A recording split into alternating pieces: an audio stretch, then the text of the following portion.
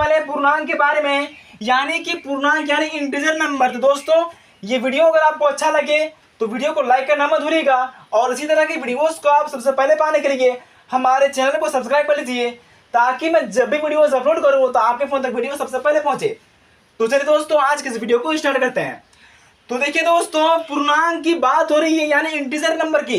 तो ठीक है दोस्तों, तो इंटीजर नंबर क्या होती है कि इंटीजर नंबर दो ग्रुप में होती है, एक होती है ऋणात्मक और एक होती है धनात्मक, यानी एक माइनस में और एक प्लस में। देखिए, यानी कि माइनस वाली जितने भी संख्याएं होती है उनको हम लोग क्या बोलेंगे, पूर्णांक बोलेंगे। क्या बोलेंगे, इंटीजर नंबर। और उसके बाद धनात्मक में जो होती है यानी प्लस वाली जितने भी संख्याएं होती है, यानी कि उसे हम लोग क्या बोलेंगे, धनात्मक पूर्णांक, यानी कि ऋणात्मक नहीं धनात्मक पूर्णांक, यानी क्या बोलेंगे, इंटीजर नंबर में क्या होगी, वो धनात्मक पूर्णांक होगी। ठीक है, जितने भी संख्याएं प्लस वाली होगी उन सभी को हम लोग क्या बोलेंगे, धनात्मक पूर्णांक। यानी कि ऋणात्मक में क्या होगी कि -1, -2, -3, -4, -5, -6, ये ऐसा ही चलता रहेगा। यानी माइनस वाली जितने भी संख्याएं हैं वे सभी क्या होगी, ऋणात्मक होगी, यानी ऋणात्मक पूर्णांक। उसके बाद क्या होगा कि धनात्मक संख्या किसे कहेंगे, धनात्मक पूर्णांक किसे कहेंगे। तो धनात्मक पूर्णांक क्या होगा कि जितने भी संख्या गिनती की है, यानी 1, 2, 3, 4, 5, उसके बाद 6, 7, इसी तरह चलता रहेगा अनंत तक की संख्या क्या बोलेंगे हम लोग, उसे बोलेंगे धनात्मक पूर्णांक। जितने भी संख्याएं प्लस में होगी उन सभी को क्या बोलेंगे दोस्तों, धनात्मक पूर्णांक। और जितने भी संख्याएं माइनस में होगी उसे हम लोग क्या कहेंगे, ऋणात्मक पूर्णांक। ऋणात्मक और धनात्मक। ठीक है दोस्तों, इसमें कोई दिक्कत नहीं है। जो संख्या 0 से स्टार्ट होगा, यानी 0, 1, 2, 3, 4, 5, 6, तो इसे बोलेंगे पूर्ण संख्या। क्या बोलेंगे दोस्तों, इसे हम लोग पूर्ण संख्या। और जो संख्या होगी प्राकृत, वो स्टार्ट होती है 1, 2, 3, 4, 5, 6, यानी जो संख्या 1 से स्टार्ट होती है उसे हम लोग क्या बोलते हैं, प्राकृत संख्या। उसे क्या बोलते हैं हम लोग, प्राकृत संख्या। याद रखिएगा दोस्तों, प्राकृत। और जो 0 से स्टार्ट होती है उसे हम लोग बोलते हैं पूर्ण संख्या। क्या बोलते हैं दोस्तों, पूर्ण संख्या। तो 0, 1, 2, 3, 4, 5, 6 पूर्ण संख्या, और 1, 2, 3, 4, 5 है जो 1 से स्टार्ट होती है उसे बोलते हैं प्राकृत संख्या। तो अब बताइए, यहाँ तो 3 है, यहाँ तो 4 है, दोनों मैच कर रहा है। तो अब आप बोलिएगा, क्या 2 मेरा पूर्ण संख्या है, क्या 2 मेरा पूर्ण संख्या है। तो ये 2 पूर्ण भी है और प्राकृत भी है, दोनों ही है। यानी 3 क्या है, पूर्ण भी है और प्राकृत भी है ना। उसके बाद 4 क्या है, पूर्ण भी है और प्राकृत भी है, दोनों ही है ना। तो इसमें कोई आपको दिक्कत नहीं है। लेकिन यहां अगर बोला जाए कि यहां पे -3 है, क्या -3 एक प्राकृत संख्या भी है, यानी कि पूर्णांक के साथ साथ क्या मेरा ये 6 आपका प्राकृत भी है, यानी -3 और ये 3 क्या दोनों मैच कर रहा है, नहीं मैच कर रहा है। तो हम प्राकृत संख्या या पूर्ण संख्याओं को ऋणात्मक पूर्णांक नहीं बोल सकते हैं। लेकिन 3 को, 4 को, 5 को, 6 को और 0, 1, 2, 3, 4, 5 को हम लोग इससे क्या बोल सकते हैं, धनात्मक पूर्णांक की श्रेणी में रख सकते हैं। यानी कि प्राकृत संख्याओं को भी हम लोग धनात्मक पूर्णांक की श्रेणी में रख सकते हैं, और प्राकृत संख्या, पूर्ण संख्या दोनों ही को, एक को नहीं दोनों ही को धनात्मक पूर्णांक की श्रेणी में रख सकते हैं। यानी कि यहाँ पे क्या होगा आपका कि -1, 2, 3, 4, 5, 6, और यहाँ पे 0, 1, 2, 3, 4, 5, 6 अनंत तक, वे सभी क्या होगी, धनात्मक पूर्णांक कहलाएगा। यानी कि पूर्ण को प्राकृत, प्राकृत को ही पूर्ण, और पूर्ण प्राकृत क्या होगी, धनात्मक पूर्णांक। और उसी प्रकार ऋणात्मक क्या होगी, ऋणात्मक यानी कि सबसे भिन्न है, वो मैच नहीं करेगा ना पूर्ण संख्या से ना प्राकृत संख्या से। आप -3 और -4 को पूर्ण संख्या या प्राकृत संख्या नहीं बोल सकते, बिल्कुल नहीं। यानी कि -1 मेरा प्राकृत संख्या नहीं हो सकता, या -2 मेरा यहाँ पे पूर्ण संख्या नहीं हो सकता, बिल्कुल नहीं हो सकता। क्यों, क्योंकि यहाँ माइनस की भिन्नता आती है, यानी कि माइनस ही इन संख्याओं को अलग कर देता है इन सभी श्रेणी से, है ना दोस्तों। तो इसमें कोई दिक्कत नहीं है।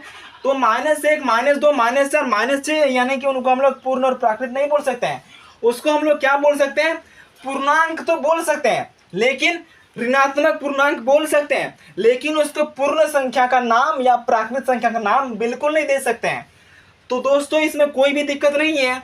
तो चलिए अब जो हम लोग एक संख्या के बारे में जानेंगे कि आखिर -3, -4, -6 और ये +6, +7 +8 ये आता कैसे है, ये कैसे होता है। तो यहाँ पे संख्या रेखा बना रहा हूँ, यानी कि नंबर ऑफ लाइन बना रहा हूँ यहाँ पे, यानी कि संख्या रेखा। इसको हम लोग क्या बोलते हैं? संख्या रेखा, संख्या का रेखा। ठीक है दोस्तों, तो संख्या के रेखा में समझेंगे संख्याओं को। तो देखिए जो कि मिडिल पॉइंट में क्या होती है, मेरा 0 होता है। ये तो सभी को पता है कि मिडिल पॉइंट में क्या होता है, 0 को स्थापित किया जाता है। और उसके बाद राइट की और जितने भी संख्या होती है, यानी दाएं तरफ राइट में होती है प्लस वाली संख्या। 1 2 3 4 5 6 7, मैंने 7 पॉइंट बनाया, यानी 7 तक जाएगा नंबर। 1 2 3 4 5 6 7। ठीक है दोस्तों, आप आगे भी इस तरह बना सकते हैं, लेकिन मैंने यहाँ पे बस 7 तक बनाया है। ठीक है, और उसके बाद यहाँ पे 1 2 3 4 5 6 7 8। तो देखिए यहाँ लिखूंगा 1, यहाँ लिखूंगा 2 3 4 5 6 7 8, यानी 8 हो गया, यहाँ पे 7 हो गया। ठीक है, तो यहाँ पे 2 तरह की संख्याएं है नहीं है, लेकिन यहाँ पे आपको एक बात गौर करना है कि जितने भी इधर राइट वाली संख्या होती है वो प्लस में होती है, और इधर जितने भी होते हैं लेफ्ट में वे सभी संख्याएं माइनस में होती है। यानी कि इन सभी संख्याओं में क्या होती है? माइनस लगी होती है, माइनस माइनस लगाना है आपको। ठीक है, तो आपको दोनों में भिन्नता मिल गया कि माइनस वाली संख्या क्या होती है? लेफ्ट की ओर होती है, और प्लस वाली संख्या किधर होती है? वो होती है राइट में। तो दोस्तों यहाँ पे जो -8 जो है, और यहाँ पे जो यहाँ 8 में बना देता हूँ, चलिए 8, तो ये वाली 8 और ये वाली 8, तो अगर मैं लिखूं कि ये वाली 8 और ये वाली 8, अब बताइए आपको पूछा जाएगा कि ये वाली 8 बड़ी संख्या है क्या ये वाली 8 बड़ी संख्या है? दोनों में तो 8 है, दोनों में तो 8 है ना। तो आप बताइए क्या दोनों ही संख्या बराबर है? आपका उत्तर क्या हो सकता है? बराबर है। कमेंट कीजिए क्या बराबर होगा? बिल्कुल नहीं होगा। जिन संख्याओं पे माइनस लगी रहे, जिन संख्याओं में ऋणात्मक चिन्ह लगी रहे, उसे हम लोग छोटा बोलेंगे, धनात्मक संख्या से छोटा बोलेंगे। यानी कि इसमें प्लस है, इसमें क्या लगा है? प्लस, लेकिन प्लस को लगाने नहीं होती है, वो ऑटोमेटिक पता चल जाता है ना। तो प्लस वाली 8 जो है वो माइनस वाली 8 से बड़ी है, यानी कि कौन बड़ा होगा? ये वाली संख्या मेरा क्या होगा? ये वाली संख्या बड़ा होगा। ठीक है दोस्तों, यानी -8 क्या होगा? 8 के सामने छोटा होगा। उसी प्रकार यहाँ पे यानी इधर वाली संख्या से क्या होता है? सब इधर वाली संख्या छोटी होती है, यानी कि इधर में जितने भी संख्याएं होगी, लेफ्ट में सॉरी राइट में जितने भी संख्या होगी वे सभी क्या होगी? बड़ी होगी, और लेफ्ट में जितने भी संख्याएं होगी वो क्या होगी? माइनस में होगी, यानी छोटी होगी, है ना। तो दोस्तों इसमें कोई भी दिक्कत नहीं है, उम्मीद है। और ये जो होती है -1 1, ये बहुत बार पूछा जाता है क्या कौन बड़ा है।